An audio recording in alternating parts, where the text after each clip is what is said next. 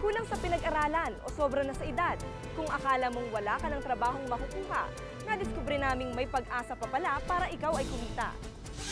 Kahit sino takot magtungo sa Afghanistan. Pero kapag gutom na ang pinag-uusapan, ang mga Pinoy, susungin talaga ang lahat kapag pamilya na ang nakasalalay. 6 na buwan pa lamang ang aming programa pero malaki man o maliit ang issue, malalim ang aming pagtalakay. Personal naming inalang. Sinaliksik ang bawat anggulo. Ang mga detalye ay kinumpleto. Ang lahat ng yan ay nakatala Sa Reporter's Notebook.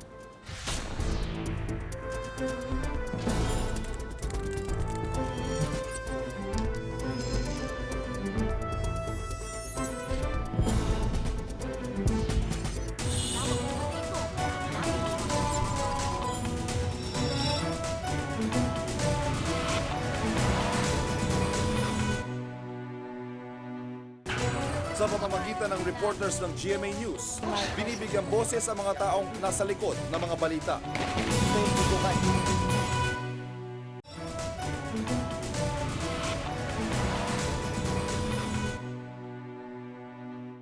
Bagyo, baha, kidnapping o gyera, lahat ng yan ay naitala sa Reporter's Notebook. Narito ang ilan sa mga kwentong tumatak sa isip at gumising sa diwa ng mga ilang nagpupuyat tuwing Martes ng gabi.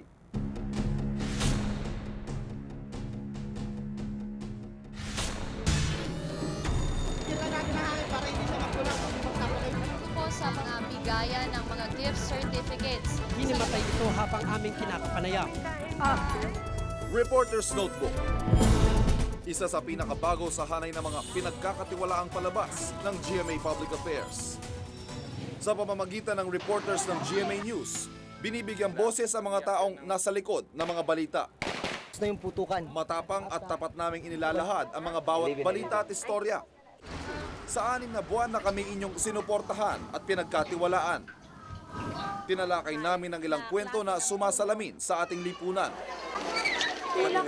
Kabilang dito ang pagkalubog ng bansa sa kahirapan. Dahilan parang ilan nating kababayan ay sumisid, makakain lang. Dahil ngayon susubukan nating pasukin yung balon at makita ano ba talaga yung itsura. Ang mga bosero ng Camarines Norte patuloy na nakikipagsapalaran kay kamatayan. Tila lagi nilang pumapailalim sa putik sa pagsisid ng ginto. Sa kabila nito, umaasa silang balang araw ay suswertihin at makaahon sa hirap na kanilang pinagtitiisan. Gusto ko talaga makita siya first hand. So lumusong ako mismo dun sa ilalim ng putik, dun sa mga balon na ginagawa nila. At ang nangyari nga, nakita ko, naramdaman ko yung hirap. Hindi lang natin ay pakita through the lens, naramdaman din ng reporter at nakita ko kung gaano yung hirap na inaabot nila pagkuha ng ginto. Okay, lubog, Dick! Tulad ng trabaho ng mga bosero, hindi naging madali ang paggawa ng istoryang ito. Yung paglubog kasi parang nakakatakot parang ang pakiramdam mo nililibing ka ng buhay kasi meron kang goggles pero wala ka naman nakikita at ang hangin na ginagamit mo, compressor lang, hindi siya control. So, tendency nun, may chance na pumutok yung lungs mo or mag-collapse yung balon na pinupuntahan ng mga minero kaya nakakatakot. Sobrang dilim, wala kang makikita. So, kasi yung lahat ng mga nakarang storya tungkol sa mga busero, puro napapakita lang natin. Ito dun sa kauna-unahang episode ng Reporter's Notebook, na iparamdam natin ano ba yung pinagdadaanan ng mga bata tsaka yung mga matatandang nagmimina ng ginto. Dahil sa kahirapan, maging ang kabataan hindi ligtas sa peligrosong paraan ng paghahanap buhay. Ang Bakal Boys sa Pierre Tondo. Dahil sa dumi at lapot ng tubig dito sa Manila Bay, hindi naman... Habang ginagawa namin yung store, parang nililid kami to complete it, na bawat lugar na puntahan namin, nandun sila. Parang nakita ko kung ganong karampan, kung ganong katindi yung problema on that, na parang baliwala na. Kasi nakikita natin everyday, ginagawa everyday, na yung mga hazards, yung mga peligro na pwede nilang makalagyan, parang nababaliwala na. Kumikita sila sa pamamagitan ng pagsisid ng bakal sa dagat nang wala ni anumang proteksyon sa katawan. Maraming mga times na talagang na-shock ako. Merong kaming inabutan na nanay na nagwawala, na umiiyak talaga. Kasi akala niya, patay na yung anak niya. Akala niya nalunod. Talagang hysterical and all. Tapos yung mga, the neighborhood, o parang sabi nila, sanay na sila sa ganong eksena. Kasi parang sabi nila, ganong kadalas na may batang namamatay dahil sa pagkalunod. Dahil talagang sa pagsisid at pagkuha ng mga bakal. Kung ang mga batang mambabakal, buhay ang isinusugal kapalit ng kaunting barya. Mayroon ding ipinagpapalitang puri, kapalitang load sa cellphone. Hindi na bago ang pagbebenta ng laman sa internet. Pero sino ang mag-aakala na may mga taong maghuhubad para sa 300 pisong load at internet card? Ito kakaiba to kasi unang-una yung babae na nakausap ko, na interview ko, at kasampu ng iba pang mga sex worker na humarap sa internet. Ginagawa nila to para kumita. Yun naman ang palagi, di ba? At the same time, nai-enjoy nila daw dahil kakaiba siya, cybersex siya. Ang issue tungkol sa cybersex ang isa sa pinakamaselang istorya na aming nagawa. Bago man ang issue o dekada-dekada nang mula nang maganap, sinariwa namin ito nang sa gayon may mapulot tayo sa kasaysayan. Proclamation number 1081, placing the entire Philippines under martial law. Martial law. Martial law. Tulad ng pagbalik-tanaw namin sa martial law, si Imelda Romualdez Marcos, may tuturing na isa sa pinakamaimpluwensya sa kasaysayan ng Pilipinas. So nung pumayag siya na magpa-interview sa Reporter's Notebook, talagang hindi lang Reporter's Notebook staff ang nagulat, kundi pati na rin yung staff ng ibang public affairs shows. Dahil nga halos lahat or marami sa mga public affairs shows natin, humihingi ng interview sa kanya pero tinanggihan niya. What is good and right and beautiful is love. Ang ating Genesis si malakas at si maganda. Ganun din si Mrs. Marcos. Sa kauna-unahang pagkakataon, naging handa siyang sagutin ang mga issue tungkol sa mga tinorture noong martial law.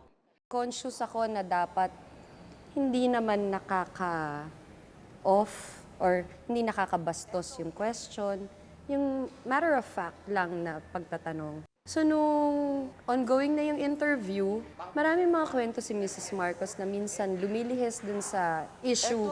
Pero marami ka pa rin mapupulot na pwede mong ilagay sa konteksto nung storyang ginagawa mo. May mga statistics pa siyang dinala na noong panahon ni Mr. Marcos, ni former President Marcos, doon nagkaroon ng pinakamababang tala ng torture. At mas marami pa raw yung naitala nung panahon ni Cory. Marami ng pinagdaanan ng ating bayan, mapapolitika, ekonomiya, at maging ngit-ngit ng kalikasan. Tulad na lamang ng unos na sumalanta sa mga residente ng Paniki-Tarlac. Nang mapag-alaman naming halos mabura na sa mapa ang malaking bahagi ng Paniki-Tarlac dahil sa bagyong Marce, agad namin itong pinuntahan. Nag-start kami 12 midnight. Before that, maghapon na ako, actually magdamag na ako, nagko-cover din ng baha. So, andyan na yung nilalamig ka na. Tapos, ang nagpasama pa doon, madilim na, walang kuryente. At naglalakad kami sa bahang hanggang dito. Dito ko 6'1 ang height ko, pero hanggang dito ko yung tubig. Sa tagal ng rescue na punta siya. Sa tagal ng rescue. Hindi ako mahihiyang aminin. Natakot ako. Kasi, storya lang to eh. Ba't ko, di ba? Ba't ko i-risk yung kaligtasan ko, yung kaligtasan ng crew at lahat, just for a story na pwede naman siguro kaming gumamit ng file video o pwede namang hindi ako sumama. Pero on second thought, naisip ko, itong si Kapitan nga walang camera, walang bayad, ginagawa niya. So ako, parang, sige, gawin natin. Fulfilling pala siya. Sa mga ganitong pagkakataon rin namin nasaksihan ang pagtutulungan at pagkakaisa ng ating mga kababayan. Ordinary days, marami sa ating mga Pilipino, kahit kapitbahay mo, hindi mo kilala eh. Pero pag mga ganong sitwasyon na gipitan, ika nga, kayo-kayo rin naman magtutulungan eh. Maging ang mga pagsubok sa labas ng ating bansa, aming tinutukan ng mabiyagang dalawang Pilipino sa dalawang bansang puno ng karahasan. Naroon kami para magsubaybay. Si Angelo de la Cruz sa Iraq at si Angelito Naya naman sa Afghanistan. Mas delikado na yung situation noon sa Iraq after nung first trip. Kasi yung first trip, nakaikot pa ako sa Mosul, sa Babil. Naikot ko pa yung mga areas na yon. Pero nung dumating kami sa Baghdad, hindi na kami nakaalis ng embassy. So, although gusto ko mang lumabas noon, pinagbabawalan kami ng embassy officials kasi baka makidnap kami. Ang hirap kasi nung coverage doon dahil limitado yung access mo sa information. At saka, bago ka sa lugar mag-a-adjust ka, makikisama ka sa mga local press din, hanap ka ng contacts. Pero ang hirap dahil may media blackout noon. Napakalimitado ng mga information na nakukuha mo from official sources. Pero one good thing about dun sa coverage na yon, yung mga Pinoy din na nakatulong sa akin. Mapanganib na misyon ang pagpunta sa Iraq at Afghanistan, pero para sa dalawa naming kasamahan, isa itong di malilimutang karanasan. Kumukuha ng video yung cameraman ko, si Edgy. Nakalimutan niya siguro na bawal kumuha doon sa airport premises. Kasi pinagbawal yun Although hindi kami nasabihan talaga specifically na bawal kumuha doon sa area na yun. Pero sa mga airports kasi, sa mga vital installations sa Baghdad, na kontrolado ng Amerikano, bawal kumuha. Anyway, kumuha siya at nakita siya ng isang sundalo na nagmaman ng isang tangke. So siguro niradyohan yung nandun sa forward area. Hinarang kami ng isang negro na sundalo na nakatutok talaga yung baril sa amin. Unang nakausap, ang naging hindrance lang talaga namin. Hirap kami mag-adjust dun sa time difference at saka yung sa sobrang lamig. Lalo na pag magla-live kami ng madaling araw. Madaling araw dun, umaga na dito sa Pilipinas So, grabe yung sobrang lamig. 2 jacket, naka-gloves ka pa, medyas, todo. Ang hirap. Tao po. Asahan ninyo na ngayong 2005. Mas malalaki at malalawak pang issue ang aming susuriin at tatalakayin. Ngayon, medyo di ka nga tapos na yung warm-up stage. Mas malalaking storya, mas explosive na story, mas maraming expose. Yung tunay na mukha ng storya. Walang pagtatakpan kahit sino man at walang itatago na anumang impormasyong mahalaga.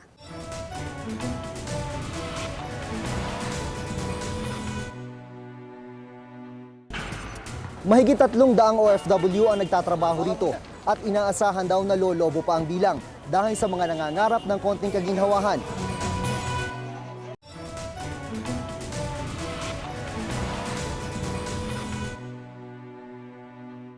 Mahigit 10% ng mga Pilipino ang nagkalat sa iba't ibang panig ng mundo. Magtataka ka ba kung kahit sa magulong Afghanistan, may mga Pinoy pala?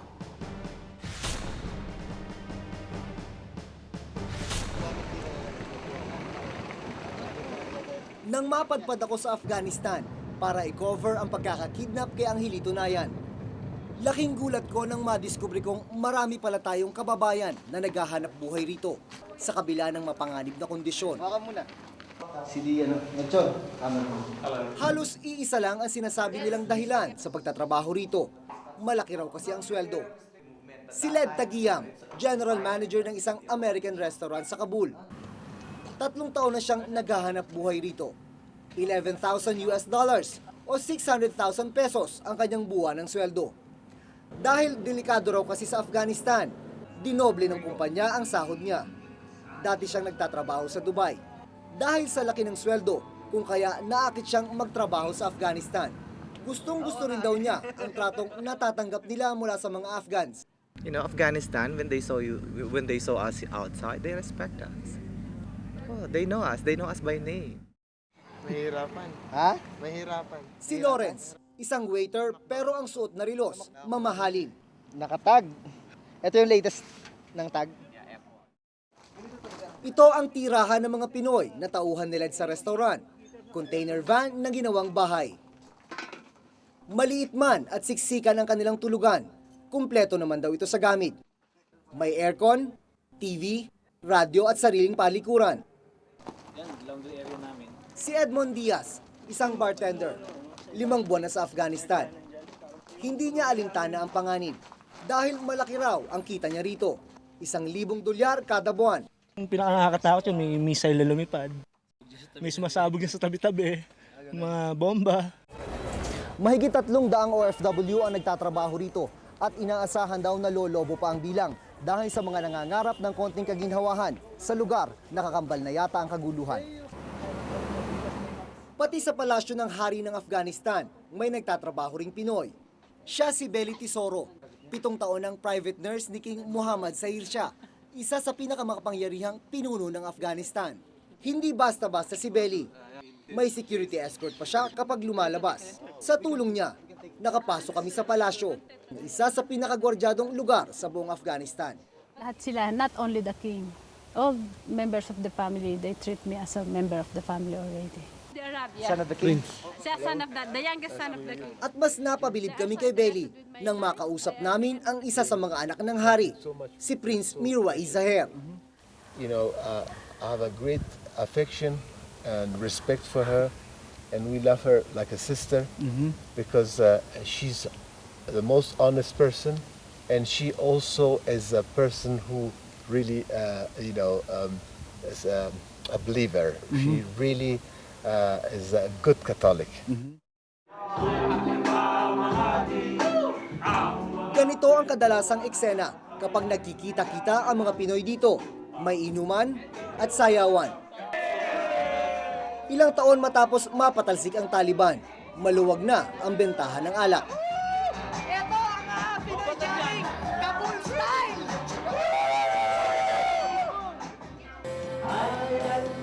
At syempre, mawawala ba ang videoke? Ito, libangan lang namin dito sa Kabul. Kasi ito lang, parang buhay na lang namin habang malayo kami sa aming pamilya. Ang mga Pinoy sa Afghanistan, maswerte at in demand dahil sa kanilang husay. Nasa $600 kada buwan ang sweldo ng isang ordinaryong OFW tulad ng construction worker. Samantalang $150 lang ang ibinibigay sa isang manggagawang Afghan. Karamihan kasi sa kanila, hindi nakapagtapos ng pag-aaral. Si John Lindbergh, isang US national at vice president ng isang construction company. Bilib daw siya sa kakayahan at abilidad ng mga Pinoy sa pagtatrabaho. Karamihan kasi sa mga tauhan niya, Pinoy. The Filipinos that we have working for me here are all very dedicated. They're all very conscientious, hardworking. Ito ang itsura ng Afghanistan mula sa itaas. Nakakamangha kagandahan. Kung ito lang ang pagbabasehan, wala yatang mag-aakala na ang bansang ito ay biktima pala ng digmaan at kaguluhan. Pero sa malapitan, aming nasaksihan ang matinding kahirapan ng mga taga-Afghanistan.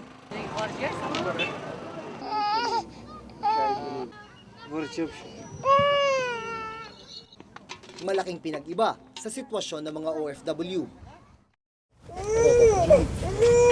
Inabutan naming umiiyak ang batang ito sa isang mahirap na komunidad.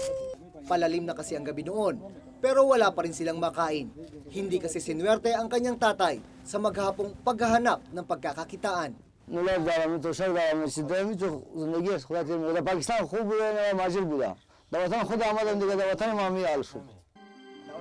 Sa kasalukuyan, umaabot na sa mahigit 7 milyong OFW ang nagtatrabaho sa labas ng Pilipinas. Maliit lamang na porsyento ang nasa Afghanistan. Pero sa pakikipag-usap ko sa mga kababayan nating narito, iisa lang ang palaging nababanggit nila. Kumakayod at nagsasakripisyo sila rito para sa kanilang pamilya. Kahit na isugal pa ang kanilang buhay. Buhay ang itinataya ng mga OFW na patuloy sa paghahanap ng magandang kinabukasan sa ibang bansa tulad ng Afghanistan. At tila magpapatuloy pa ang ganitong sistema hanggat karamihan sa mga kababayan natin dumaranas ng kahirapan sa sariling bansa. Ako si Jun Veneracion at ito ang nakatala sa aking Reporter's Notebook.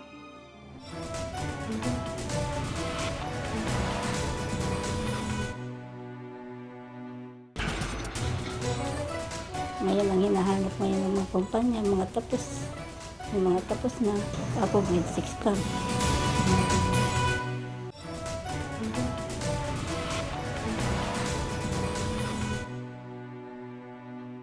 Kung walang diploma at may edad na, dapat daw goodbye na sa magandang trabaho. Pero may isang kumpanya akong nakilala na may kakaibang patakaran pagdating sa pagbibigay ng tsansa sa lahat ng walang trabaho.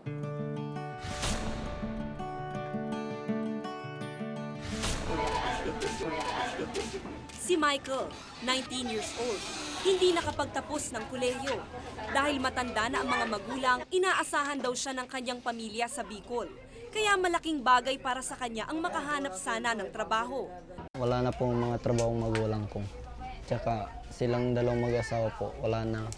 Hindi na sila nakakaano, bati na-stroke po yung magulang ko na babae. Noong nakaraang linggo, sinamahan namin siyang maghanap ng trabaho. Halos pudpud na ang takong ng sapatos niya. Pero hanggang ngayon, tila pinagtampuhan ng swerte si Michael.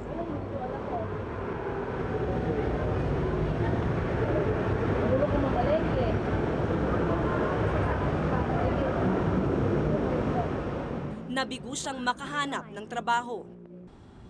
Yung height daw, tsaka yung iba naghahanap ng college graduate na hanap. Ayon sa Department of Labor and Employment, mahigit 4 na milyong Pinoy ang walang trabaho sa kasalukuyan. Ibig sabihin, 1 sa bawat 10 Pilipino walang trabaho. Pero kung mga college graduate nga, hirap nang maghanap ng trabaho, paano pa kaya ang mga di nakatapos at yung mga may edad na? Kung ang ibang kumpanya ay mahigpit sa pagtanggap ng mga empleyado, may ilan rin namang kakaiba ang patakaran. Tulad ng isang pagawaan at exporter ng iba't ibang klase ng Christmas decor, ang Pinggoy's Handicraft. Ang kanilang mga empleyado, mga may edad na, di nakapagtapos ng pag-aaral at maging mga misis na hiwalay sa asawa.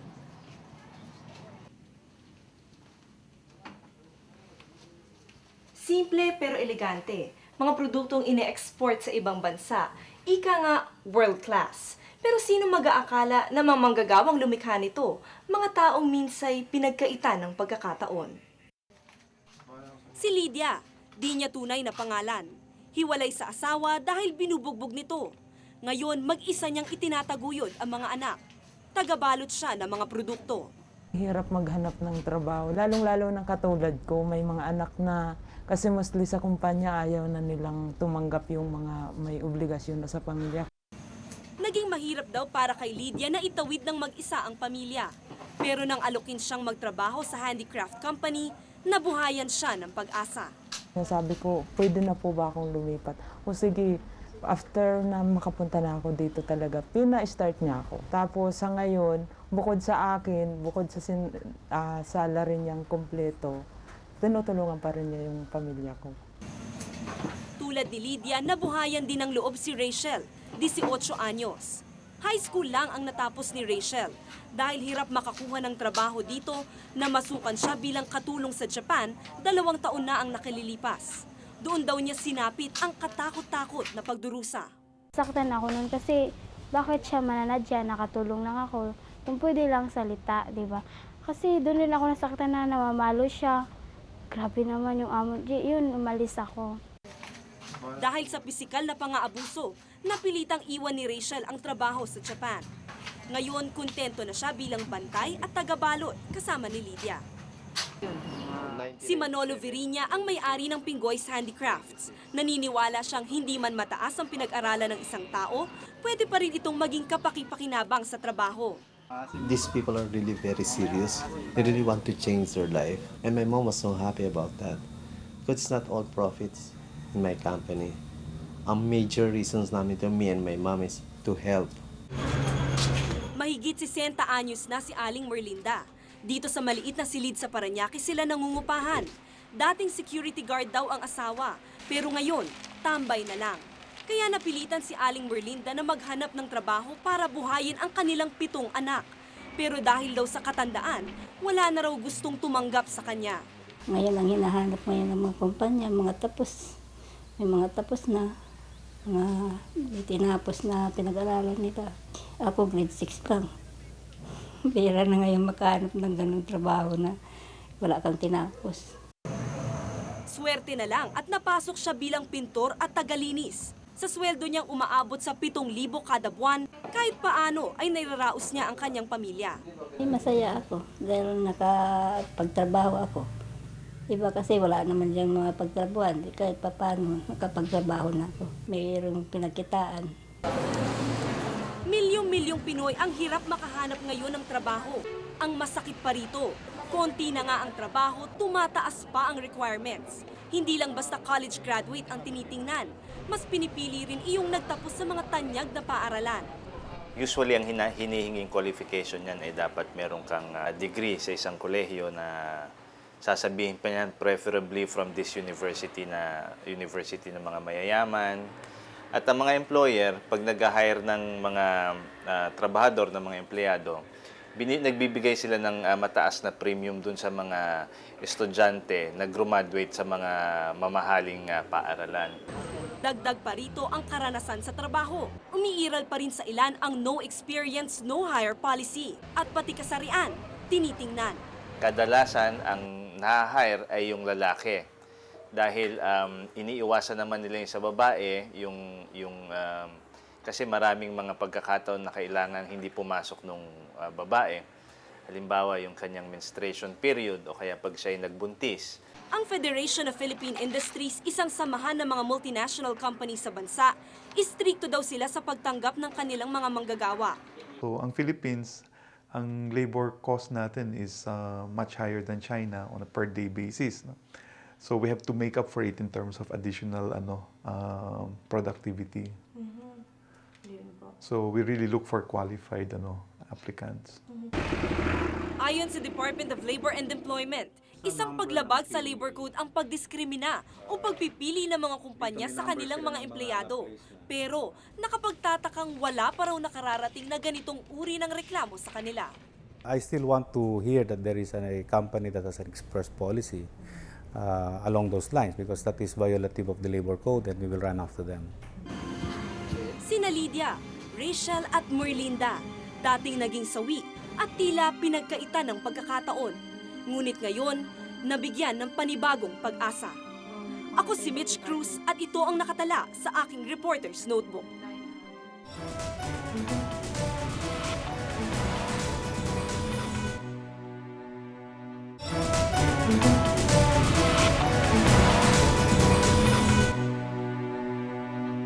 Kung may nais kayong ipasiyasat na isyu o balita, maaari kayong tumawag sa amin sa numerong 928-4239.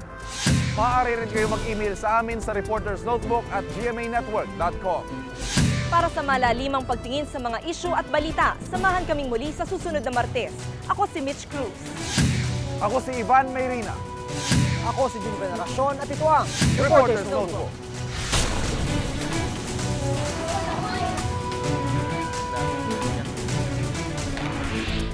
Gusto na yung putukan.